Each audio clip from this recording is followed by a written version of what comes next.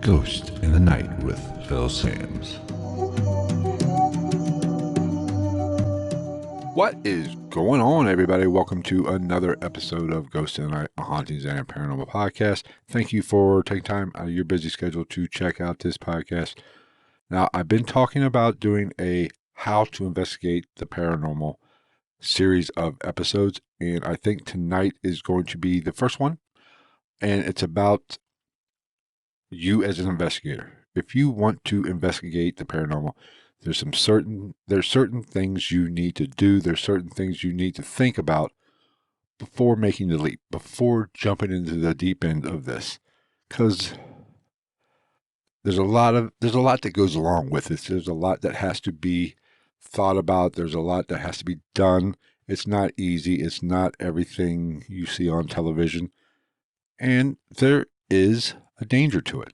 Let's be totally and completely honest. There is a danger to this, and you have to be aware of these dangers when you go into something like investigating the paranormal. And I want to start this one off by basically talking about you need to know yourself as an investigator. You need to know what kind of person you are. Now, I've covered a lot of this in bits and pieces in past episodes, but I want to kind of group them all together and give you one episode, or it's going to be multiple episodes, but one episode that will really drive home the facts that you need to take into account, the things you need to take into account about going into an investigation, how to do an investigation. But this is just a precursor. This is the pregame, essentially. You need to know yourself. And that is really the foundation of the house that you're building here. Now, when I say know yourself, you need to know how you react in certain situations. You need to know how your fight or flight, when it kicks in, which way do you go? If you're the type to be scared easily, this might not be the best thing for you. Now, you can contribute to a team, and I'll talk about teams and the types of investigations later on in another episode. But you need to really focus and think about you. You need to be honest with yourself and know why you are doing this or why you are interested in the paranormal. Because let's be honest, if you are just interested in it because of you have a fondness for the paranormal reality shows, you love Ghost Adventures, you love Ghost Hunters, Kindred Spirits, all these shows, you love watching these type shows, then that's great. That's awesome that you enjoy watching those, but doesn't mean you should get out and actually do the work, doesn't mean you should actually go out and do an investigation. Because that is like jumping into the deep end and not knowing how to swim. And then realizing once you're in the deep end that you don't like swimming and you don't like drowning. So you need to take some precautions. You need to reflect on your personality, what scares you, what drives you to do these things, or what is the basis of your fascination. Is it to ask questions? Are you an adrenaline junkie? Do you want to find those answers to those questions? These are the kind of things you need to think about. These are the kinds of things you need to look deep inside yourself and realize and answer these before you make the leap. Now, if you are just a type of person that has a curiosity and want to experiment and experience going on an investigation, that's awesome. That's great. There's ways to do that without joining a team and going on an actual investigation. There are all kind of events where you can go to and actually investigate in a group of people. Now, it's not the most productive investigations necessarily, because the more people that you have at a location, no matter the size, the more chances there are for contaminated evidence or experiencing something you can't explain, but there is a rational explanation because of noise pollution and things such as that, or shadows you don't know, you can't account for everybody. So those are things you need to take into account when you're doing those type of investigations. But that is a great way to get an introduction into the paranormal and get your feet wet and see if you like being in the dark, which, you don't have to investigate in the dark. That's a myth, which I covered a couple episodes ago, the paranormal myth episode. Paranormal activity can happen whenever, but the most frequent time to investigate is overnight because of that is just when everybody does it. And I do like investigating in pitch black dark because it heightens my other senses, my sense of smell, my hearing. When you can't see, your other senses heighten, and it's easier to become part of your environment. It's easier to read the energy in the room or the location, whatever you're at. But not everybody's comfortable with doing that type of investigation, sitting in a dark room by yourself and asking questions. And when you are uncomfortable, this is what I mean by know yourself. If you are uncomfortable in a situation where you are alone, you might get scared, then it might not be the best thing for you. Because if you do not enjoy those type of situations, if you are easily startled, if you do not like being alone in a dark room, especially an unfamiliar room with the possibility of you not being alone, there might be some sort of spirit there.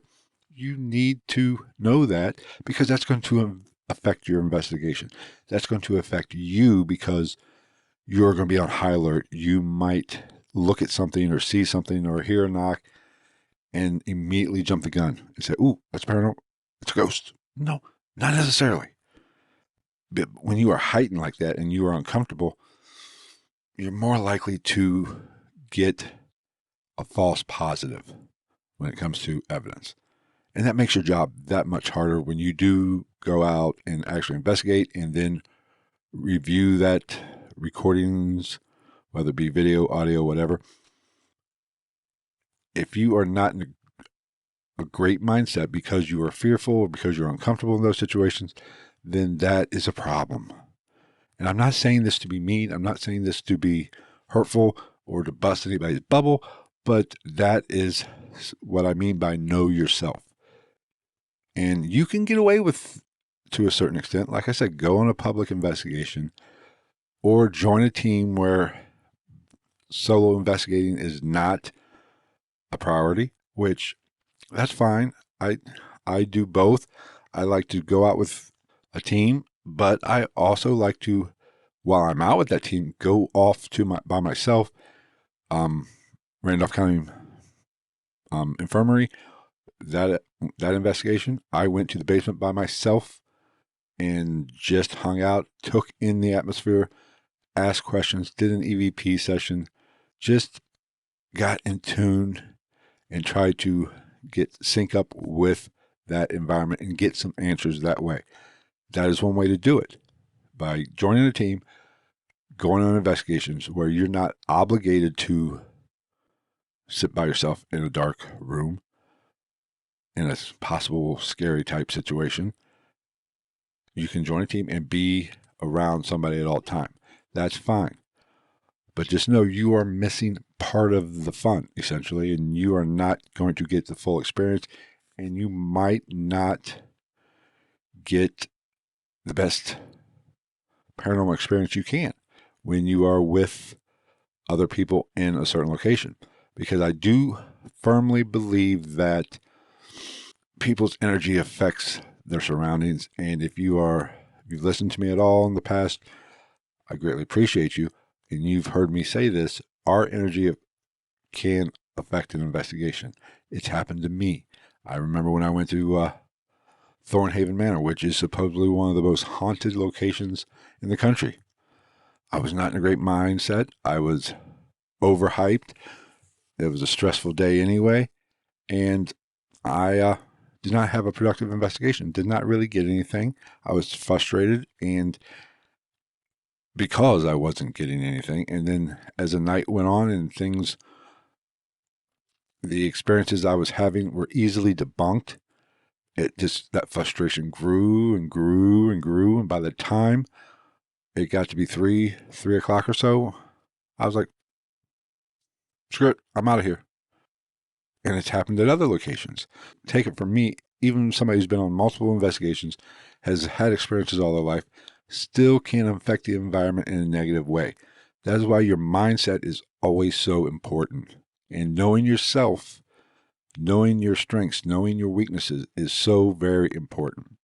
Now, another aspect of knowing yourself is, like I kind of spoke about earlier, is knowing why you want to get in the paranormal. Mine is simple. I've had experiences most of my life that I can remember. Even there's been stories of me having experiences that I don't remember when I was extremely, extremely young. So my fascination and my curiosity about the paranormal has been with me my whole life. But there was a little, the more I get into it, and I'm going to share a little with you here, but the more I get into this, the more, well, let me rephrase that. The more I experience things in life, there's a little question that kept popping up in the back of my head. And especially now that I've had this podcast and went on multiple investigations, actual paranormal investigations, just not experiencing stuff in my own home or wherever I lived at the time. I've been doing this as research rather than just as somebody who experiences the paranormal. A question kept bugging me. It kept digging into my brain. And did all those experiences I've had as a younger child or through my adolescent days, was there a reason for it? When I look back at my childhood, how I grew up, the hardships that I had to endure, I mean, don't get me wrong, I would not change my life for anything, past, present, or future. But I didn't have a great childhood. There was struggle. There was pain. Um, I had a wonderful mother who people who listen to the podcast, I've talked about her. She's been on a few live streams. I've mentioned her. Wonderful woman who did the best she could in a bad situation. And that, how can I put this? This isn't the easiest thing to talk about and share, but, my father was a dick. He was a full blown drunk alcoholic and made our lives living hell. And I kind of touched on this a little bit in another episode early on in the um, podcast series here. And I started to pose this question then, but never elaborated on it, never went any further with it. But I kind of said in that podcast, I forget which one it was, the experiences I had in that particular home where most of my memories of paranormal activity happened was did that activity, was there something darker there? Was there something evil there? Was there something that did not have my best interests at heart, was looking to do harm to me and the family? Did it cause my childhood to go and my home life to go sideways? That's a good question. But there's also another side to that coin. I don't know the answer. I don't know the answer to this question. I'm just throwing this out there and trying to work it out in my head. This is kind of what drives me to answer this question. This is my why. If you've been in the business world or been in done some motivational learning, some of these motivational speakers, you've heard them say, know your why. What drives you? This is what has driven me in the paranormal. And that is finding the answer to this question. But the flip side of this coin is maybe the activity or whatever was in that home at the time, which probably might have followed me through to other places because I was in my younger teenage years, I think up until 16. Then we moved to another location, and there was activity there. There was activity place. Maybe this has been with me my whole life. I don't know, but the I always have kind of thought of it. Always leaned toward maybe that my childhood and the struggles and the pain and the suffering that I had to endure as a teenager, young to a young adult, was caused by this whatever was this negative energy that was surrounding this place, surrounding us at the time. But like I said, there's a flip side to that.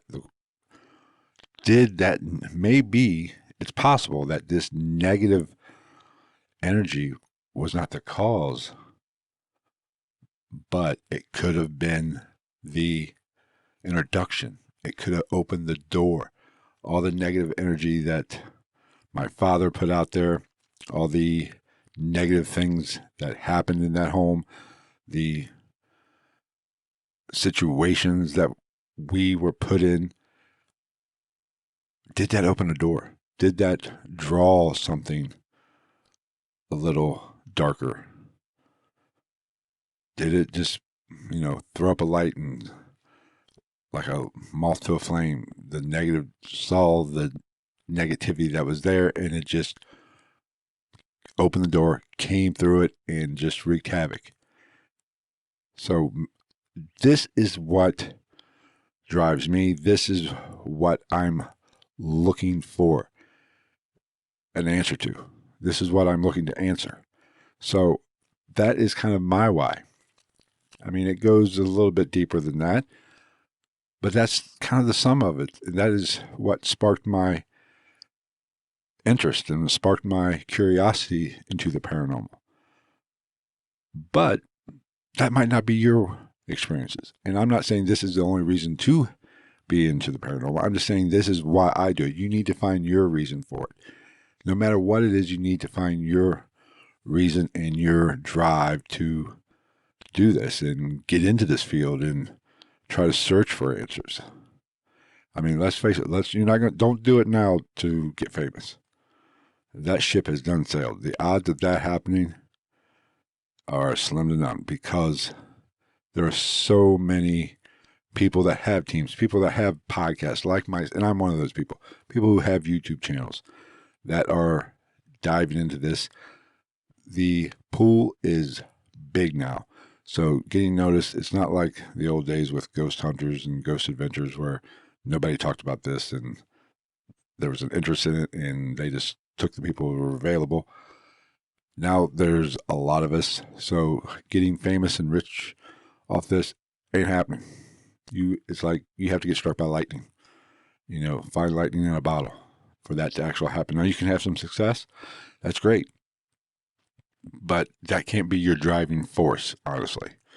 If that's going to be your driving force to get into the paranormal, find something else. But if you have a curiosity, you want to know what is out there, what is going on in the supernatural world, in the afterlife. And even if there is an afterlife, there's no guarantees in any of this. You have to be open to all that. You need to have a drive or curiosity to answer these questions. That's for the best. And you will have a more fulfilling experience that way if you know your why, know what you want to do when it comes to the paranormal, know what you're searching for. So, number one tip, like I said, is know your why, know why you want to do this, and know what type of person you are, and be honest about it. All of this, you need to be honest with yourself and don't sugarcoat it. Because, and here's why, and this is very important, because this is going to show you how to investigate, and it's going to show you, you're going to experience things once you do make the leap, and once you start going into places that have reported activity or get called by people who are experiencing things. once you start putting yourself into these type situations, you're going to get scared. So I don't want you to think that I'm never get scared or all these investigators never get scared. But you have to have a good baseline. You have to be comfortable in those, situations where you are alone, you are in the dark, and knowing that something might happen or you might interact with something or something might get, it might get creepy. You have to be comfortable with that because, and this is the most important thing, if you're not comfortable with that,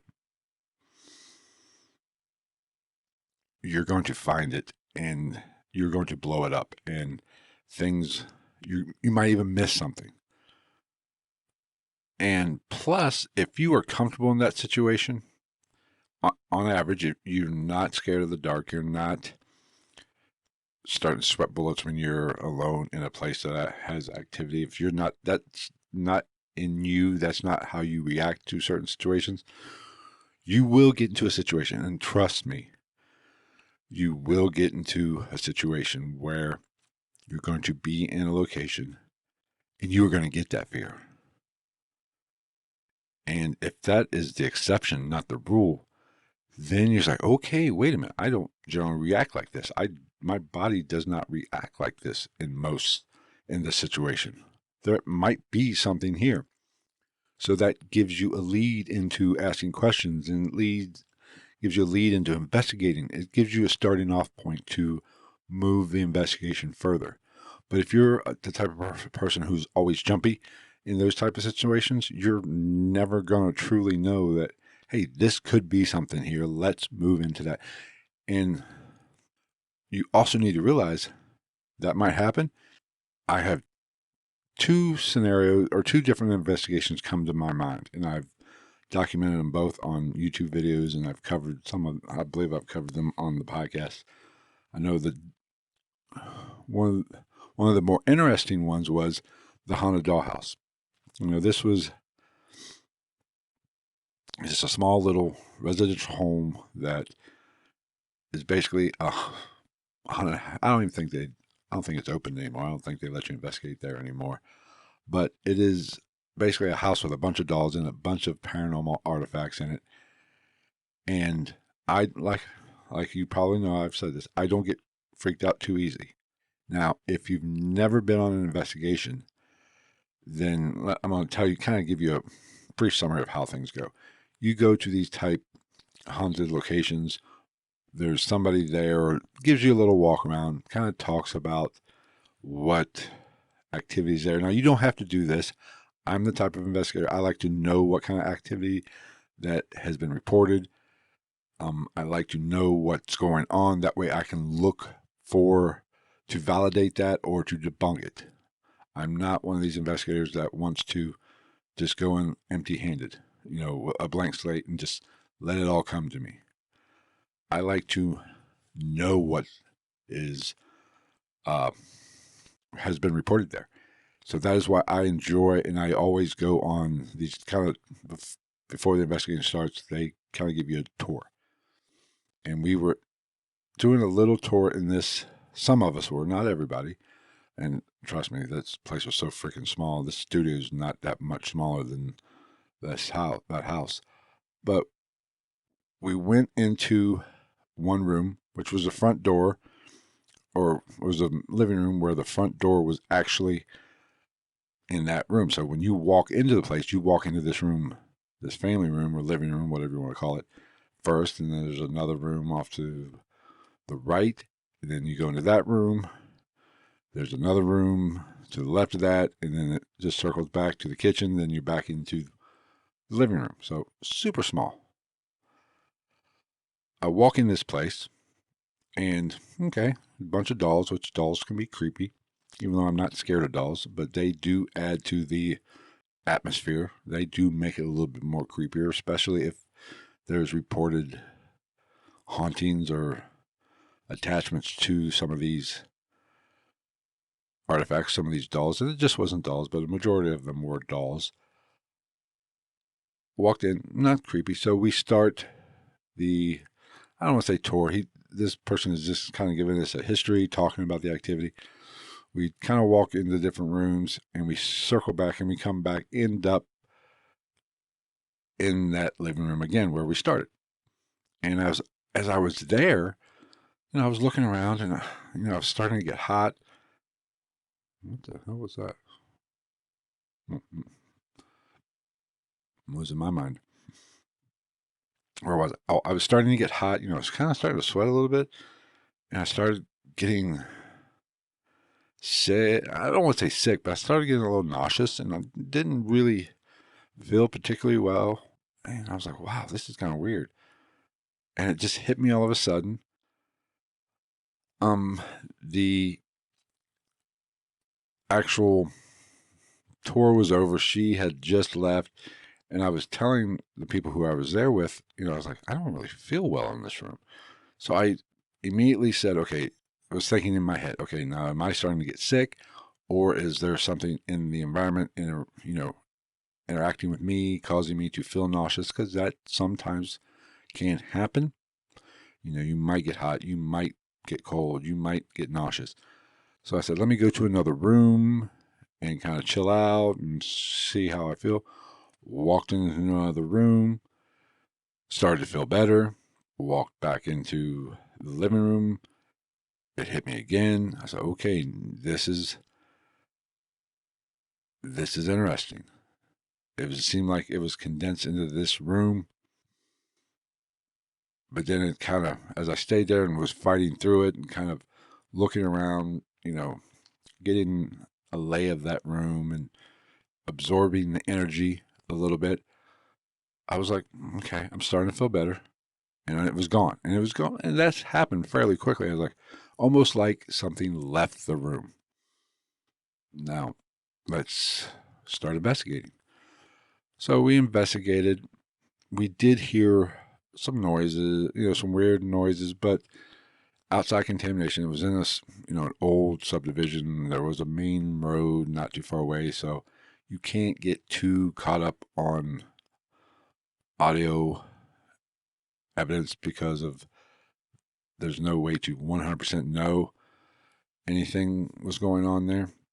Now, we did have some people who had some abilities, empaths, uh, people who do consider themselves medium type people.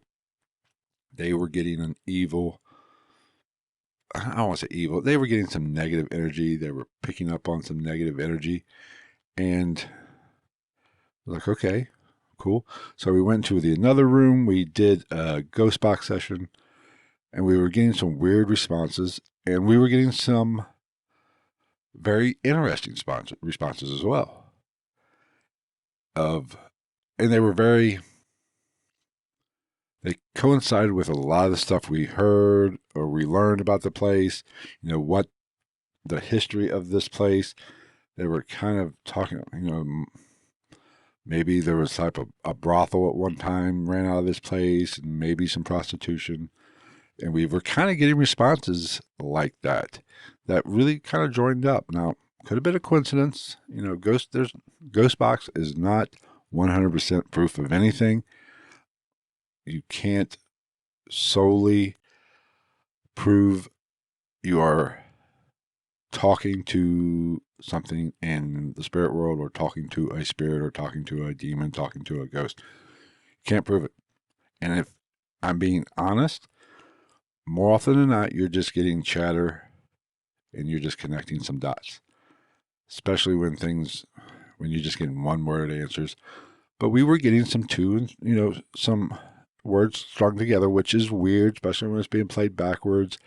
Your brain does want, I know people are going to say, oh, but your brain just, well, you're hearing what you want to hear. Very true. But that's why you have to be a little bit more seasoned and you have to be a little bit more skeptical. You can't get a response on a ghost box and immediately think this is a spirit talking. You have to filter through it. You have to go through everything. What question was asked? How did it respond? And look at the ghost box and kind of see where it hit. And, Then keep asking questions. And are you always getting a hit at that one spot? Odds are then it is something being picked up. But, was it multiple words? Did other people hear the same thing? You have to go through a checklist to kind of rationalize or prove that it is paranormal, or prove you might be in contact with something else. And that's no guarantee. I mean, the jury's still out. There's some people that live by a ghost box. There's other people that think it's complete junk and it's nothing. I'm in the middle. I'm more skeptical of it than most. I'm not going to sit there and say a ghost box response is proof of the paranormal unless it meets certain criteria, unless you're hearing some things that you should not hear on the open airways. And I'll get to, well, we were at another location and we got the word fuck. It just yelled fuck. We were asking questions, not really provoking, but asking stern questions, trying to have a serious conversation with whatever was there and try to not provoke, but actually just, hey, we want to talk to you. And it let out a fuck, a frustration. How when you get frustrated, you go, fuck. That's what it let out. And, I believe I even did a video on it. So, that was more curious because A, you're not going to hear that if it is just a radio chatter. You're not going to hear that word. I mean, you're never going to hear that word on the open airways because they get fined. But it makes it a little bit more interesting. Now, am I saying that was 100% proof of the paranormal? No. I'm not saying we were in contact with a spirit. I'm saying it's interesting, and we have to match it up with other experiences, other devices, and kind of put it all together and get a picture. And that's what you need to do when you do an investigation. But my point is, getting back, got really sidetracked there.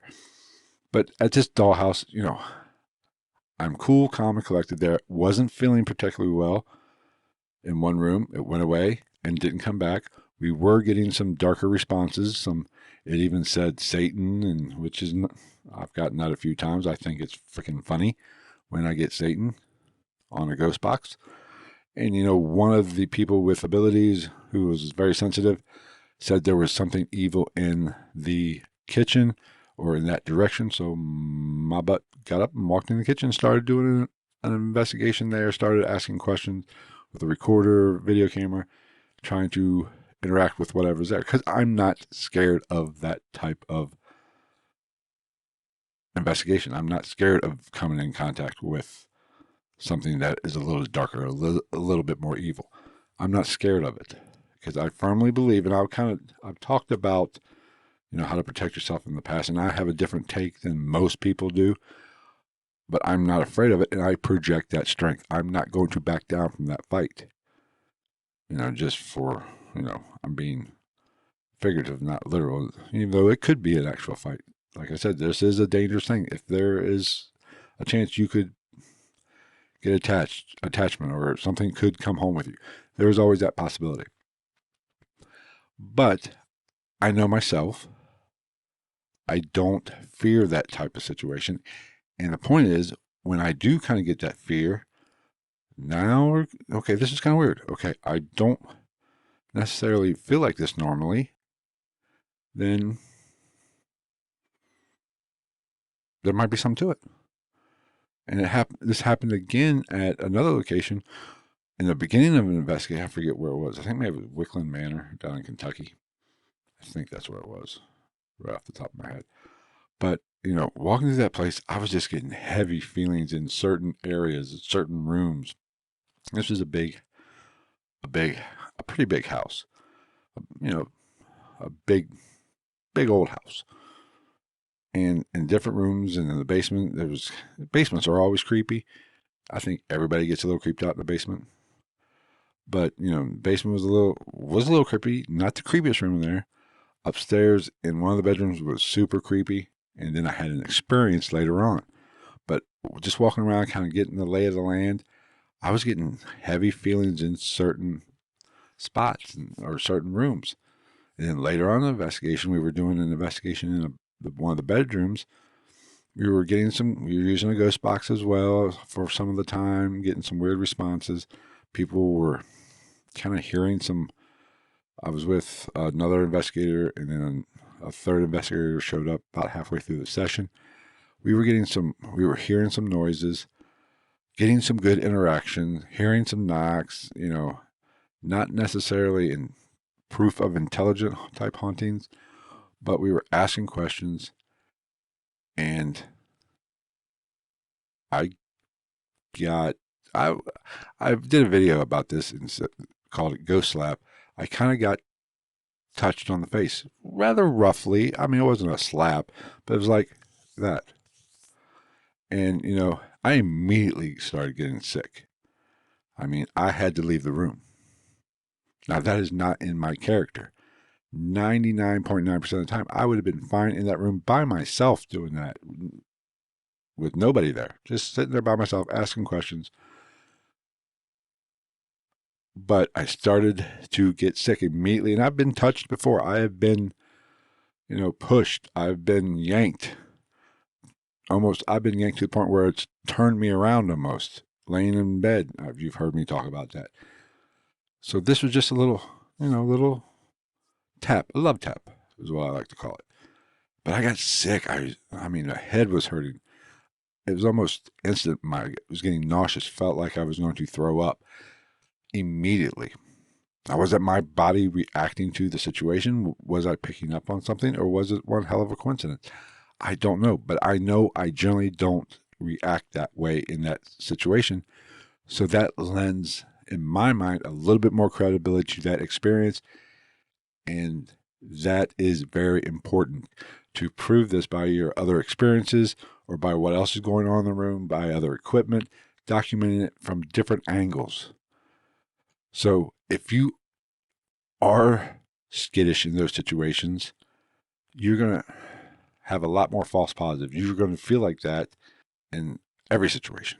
And that's going to hamper your ability to investigate the paranormal and to investigate properly.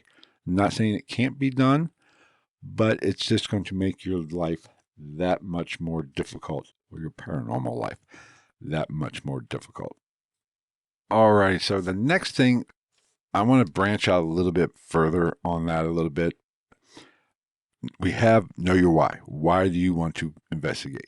Now, I talked about knowing yourself. You need to know yourself in the terms of what kind of investigator you want to be. Once you've made the commitment or made the choice to actually go into the paranormal field or the paranormal world, or at least become an active member and go out looking for these experiences, trying to answer these questions, putting yourself out there, where are you best suited? So if you're skittish, you don't want to do a lot of solo investigations. And you definitely would want to join a team or do some research, find somebody or a group of people, whether it be 1, 2, 3, or an actual paranormal team who have similar interests, and move forward from there. Now, when you're looking for a team, they're a dime a dozen, let's be honest. There's some definite things you need to think about. Size of the team is very important. The bigger the team, the harder it is to get true documentation or proved documentation is actually possibly paranormal, especially if you're in a location with 20, 30 people. Makes it difficult because of, like I said earlier, noise contamination. But if you're on a smaller team, then that might be a good idea, because it limits so that you can account for everybody. Or it could be a bigger team that not everybody shows up. They only do 4 or 5 man teams. You have to ask questions. You have to find out how they investigate. What are their priorities? Are they looking to have fun? Are they looking to document? What is the cost? Because these paranormal places, or these places with activity, cost money, especially the big ones. I've investigated several locations that have been featured on multiple different shows. Those cost money. This has become a business. And you need to know what type of investigator you are. Know what team how they handle that. Do they put all the money in a pot, or do they just say, we're going here's how much it costs, which is pretty much how we do it. Hey, this place costs X amount of dollars. I want 5, 6, 8 people to go, or 3 people to go, whatever it is. Here's how much it's going to cost if this many people go, or if this many people go. That's pretty much how we do it. Or do you just put money into the pot and then you draw from that? But ask questions and get to know these people.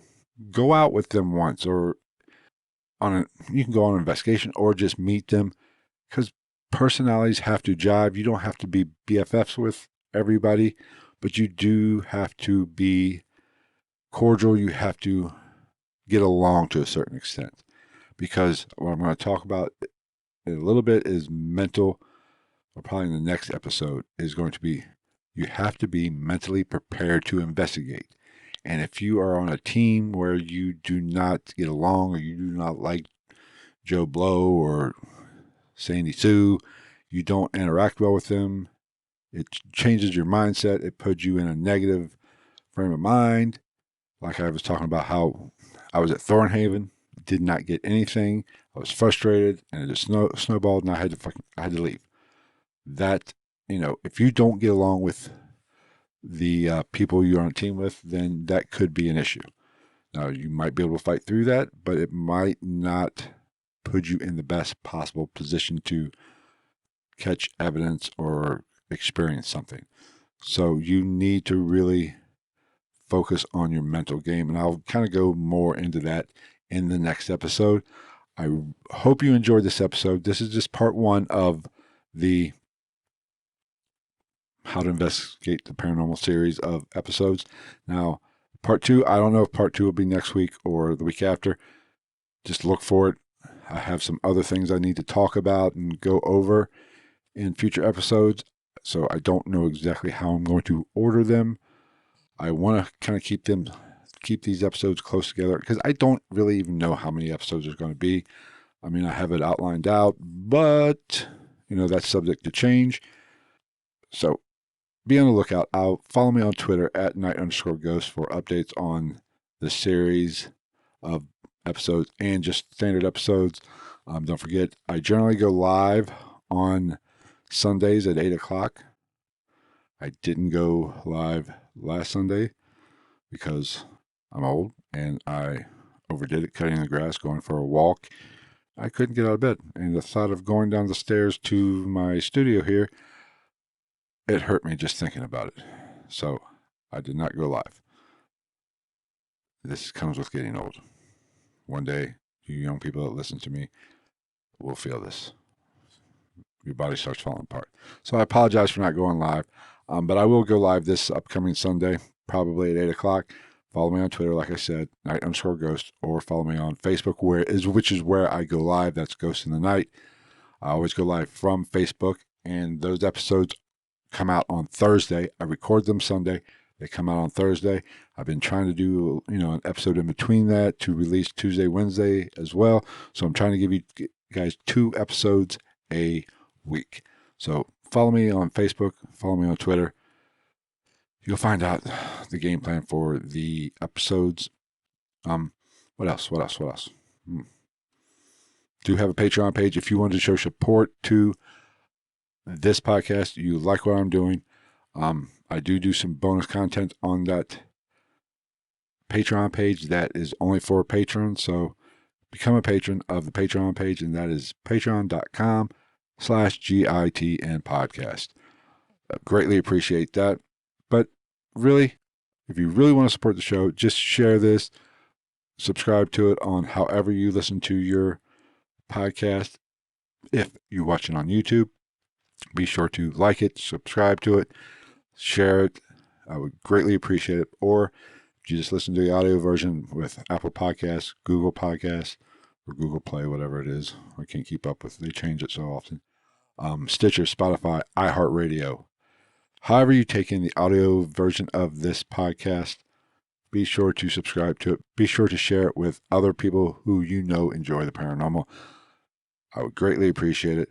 And as always, let me know what you think. What do you think about this podcast episode, I should say? What do you feel is important to get started? Do you agree with me that you need to know yourself, know your why? What is your why? Reach out to me. Send me an email at gitmpodcast@gmail.com or hit me up on one of the social media accounts, Twitter, Facebook, preferably. I am on Instagram at ghost_night_podcast. But Twitter and Facebook, I'm more active, and I'm actually more active on Twitter than Facebook, but I'm trying to get better. So thank you for taking the time to listen to this podcast. I greatly appreciate each and every one of you. I enjoy the emails that I do get. I might start sharing those a little bit more often, but I think that's going to wrap it up. Be sure to tune in to the live shows on Facebook on Sundays at 8 o'clock, and I will give updates on that. I have some things I need to announce here coming soon. So we'll see you next week. Take care, everybody.